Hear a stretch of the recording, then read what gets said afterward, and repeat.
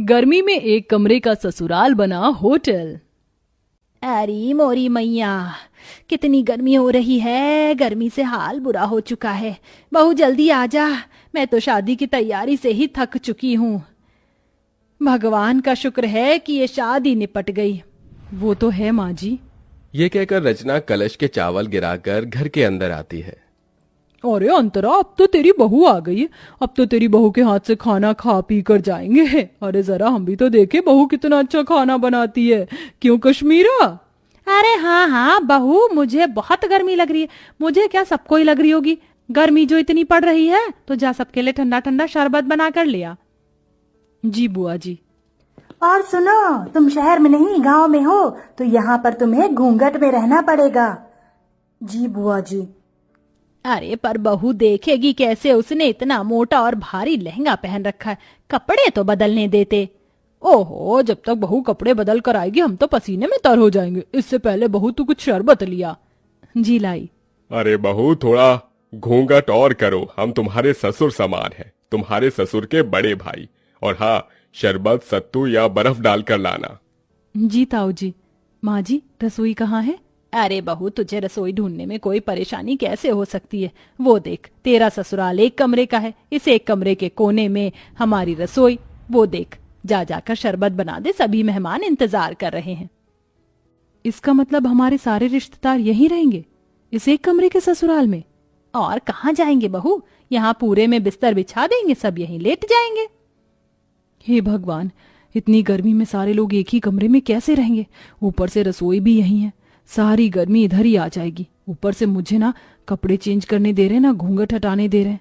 मैं तो ऐसी गर्मी में पागल हो जाऊंगी। ये कैसी जगह शादी हो गई है मेरी। इतना कहकर दिल पर पत्थर रखकर उस एक कोने की रसोई में रचना बड़ी मुश्किल से घूंघट में शरबत बनाती है और एक एक करके सभी मेहमानों को शरबत देती है। अरे बहू, इतना सा ही शरबत बनाया था क्या? अरे जरा अपने घर के लोगों को तो देखो, सारे मेहमान हैं। जाओ और शरबत बनाकर लेकर आओ। जी अभी लाई। अरे अंतरा मामी, भूख भी लग रही है, अपनी बहू से कह दो कि थोड़ा कुछ खाने पीने को भी ले आए, सारे मेहमान भूखे बैठे हैं। हाँ विनोद बेटा, मैं अभी खाना बनवा देती हूँ, या बहू खाना भी बना ले। मुझे इतनी गर्मी लग रही है, ऐसा लहंगा पहनकर मैं खाना कैसे बना पाऊंगी? और यहाँ तो कोई कमरा भी नहीं है जहाँ मैं चेंज कर पाऊं।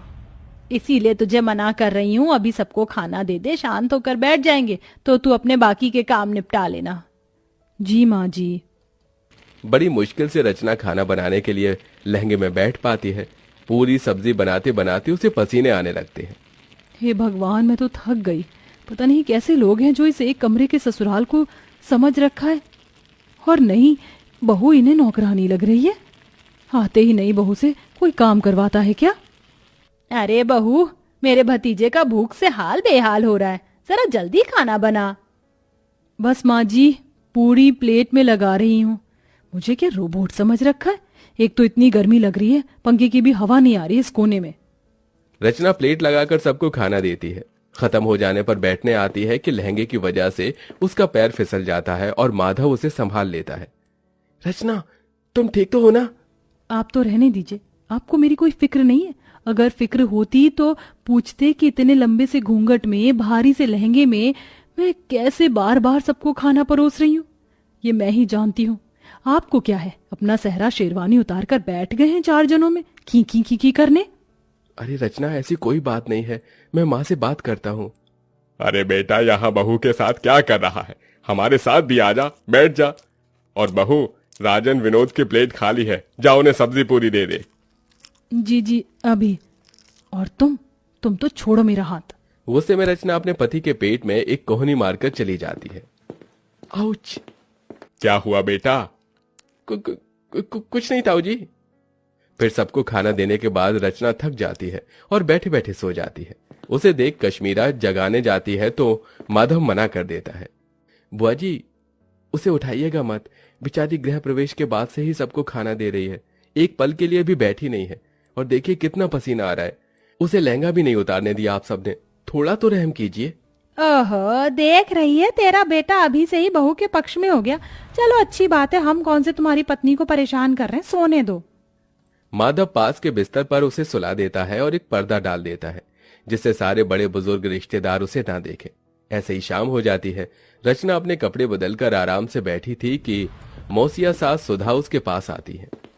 अरे बहू, तुझे कितनी बार बताऊं घूंघट करके रख, तेरे किसी भी सास ससुर ने देख लिया तुझे तो गजब हो जाएगा। नई बहू को पर्दे में ही रहना चाहिए, समझी? अब जा जाकर चाय बना। मैं चाय तो बना दूंगी, पर मैं तो पहले इस तरफ बैठी हूं ना, मुझे कोई भी नहीं देख सकता, तो थोड़ी देर घूंघट ऊपर कर लूंगी तो क्या हो जाएगा। मुझे भी गर्मी लग रही है, और ऐसा तो है नहीं किसी ने मेरी शक्ल नहीं देखी, सबने शादी में मुझे देखा है। देख ले अंतरा, देख ले तेरी बहू कैसे अभी से ही जबान लड़ा रही है। अरे मैं तो मौसी हूँ, मुझे इस बात का बुरा नहीं लगेगा, लेकिन कोई और होता तो तौबा तौबा तौबा।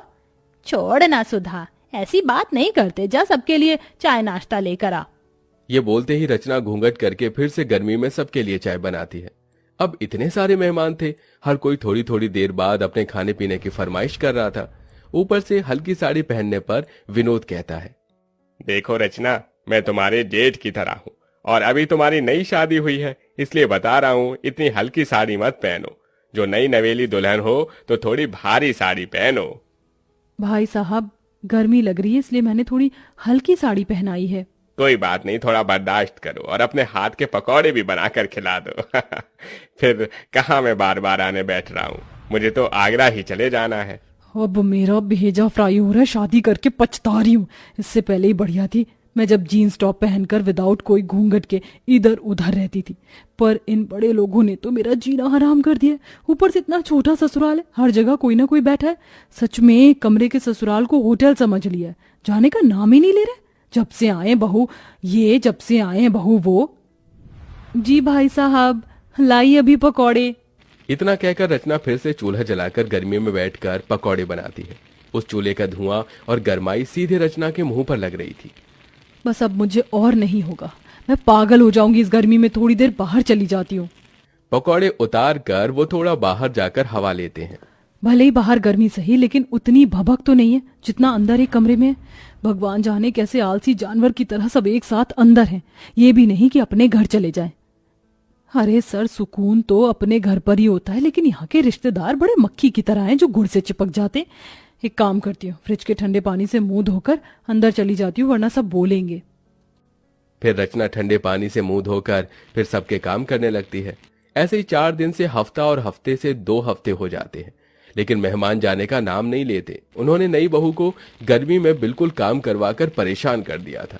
ऐसे में रचना की हालत बहुत खराब हो जाती है, क्योंकि वो बेचारी खुद भी खा पी नहीं पाती है। पति से अपनी परेशानी बताती है, लेकिन वो नजरअंदाज कर देता है।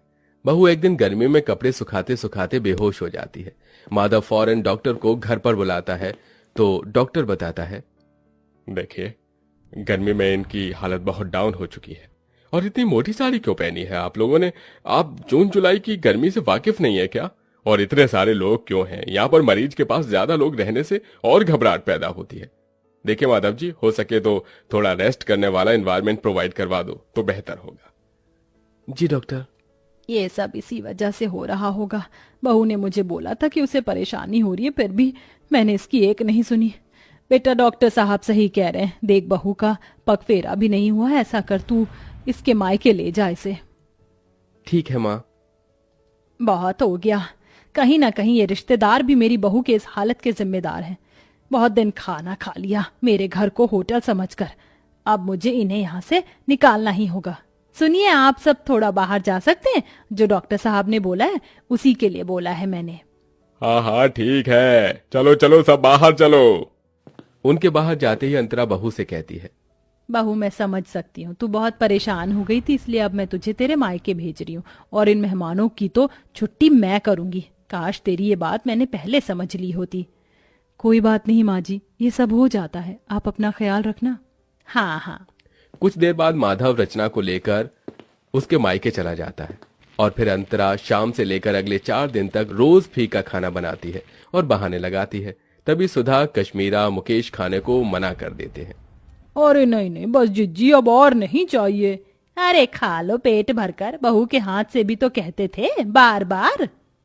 पर तुम्हारे हाथ से नहीं खा सकते ना अंतरा।